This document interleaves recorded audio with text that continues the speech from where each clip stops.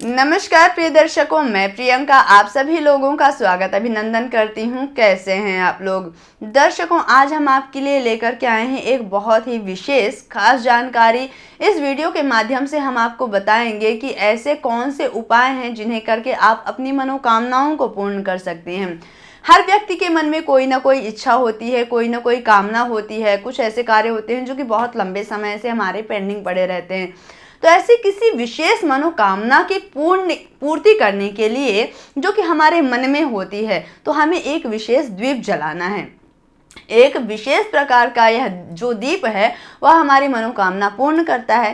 कैसे जलाना है इस दीप का रहस्य, दर्शकों, हमारे मन में नाना प्रकार की कामनाएं होती हैं। कभी हम सोचते हैं कि हमारा यह काम बन जाए, कभी हम चाहते हैं कि हम प्रॉपर्टी खरीद लें, कभी स्वास्थ्य को लेकर के कोई विशेष कामना होती है, तो कोई ऐसी कामना भी मन में होती है जो बहुत लंबे समय से आप चाह रहे हैं कि भगवान आपकी कृपा से मेरा अच्छा सा मकान बन जाए, मेरे बेटी या बेटे की शादी हो जाए। लंबे समय से अगर नहीं हो रही है और आप प्रयासरत हैं और आपकी कृपा हम पर बनी रहे, तो ऐसी विशेष कामना हेतु 9 बत्ती का दीप हनुमान जी को आपको अर्पण करना है। आइए जानते हैं कैसे। जो भी आपकी कामना है उस कामना को करते हुए 9 बत्तियों का दीप बना लें। 9 बत्ती लंबी वाली होनी चाहिए। एक बड़ा मिट्टी का दिया लेना है आपको, और उस दिए में आपको 50 ग्राम जिसमें घी आ जाए, कम से कम उतना बड़ा आपको दिया लेना है। और इसके बाद गाय का घी यदि मिल जाता है तो बहुत अच्छी बात है, उसमें गाय का घी आपको भर लेना है, लेकिन दीप मिट्टी का ही होना चाहिए। यह ध्यान रखें। 5 बूंदी के या बेसन के लड्डू हों तो इसको आपको ले लेना है, और एक मीठा पान ले लेना है। कुछ 20-30 रुपए के आप फूल ले लें और मंदिर में चले जाएं। हनुमान जी को दंडवत प्रणाम करें और वहाँ पर मस्तक छुआएं, राम राम बोल करके प्रणाम करें, और वहाँ पर बैठ करके आपको उन 9 बत्तियों का दीप प्रज्वलित करना है। एक बत्ती को थोड़ा सा आगे खींच लें ताकि आप जब उसे प्रज्वलित करें तो पीछे की सारी बत्तियां भी जल जाएं। अब आपको इसके बाद क्या करना है, उस बत्ती को जला देना है और फिर आप जो लड्डू लेकर के गए हैं उसे किसी दोने में रख करके वो 5 बूंदी या बेसन के लड्डू आपको हनुमान जी को अर्पित करना है, भोग लगाना है। मीठे पान को किसी दोने या पत्तल में, कटोरी में रख करके आपको हनुमान जी को अर्पण करना है, और आप जो फूल ले गए हैं उन्हें हनुमान जी के चरणों में अर्पण कर दीजिए, प्रणाम कर लीजिए और यही कहिए, भगवान मेरी जो भी कामना सिद्धि है वह आपकी कृपा से पूर्ण हो।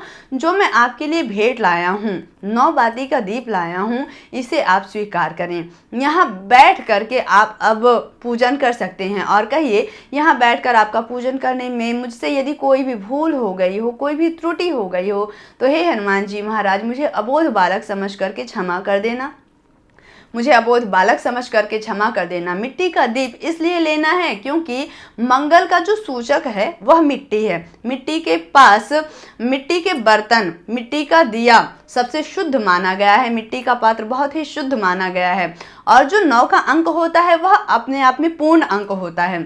ताकि आपका कार्य सिद्ध हो तो आपको मंगलवार, ये 9 मंगलवार तक लगातार जो हमने आपको बताया, ये सारी चीज़ें आपको 9 मंगलवार तक लगातार इस प्रयोग को करना है। जब भी प्रारंभ करें इस उपाय को, जब भी आप स्टार्ट करते हैं तो ध्यान रखें कि मंगलवार का दिन हो और शुक्ल पक्ष का मंगलवार हो, तभी आप इस उपाय को करें, और बीच में गैप नहीं आना है। 9 मंगलवार तक कंटिन्यू आपको इस उपाय को करते रहना है।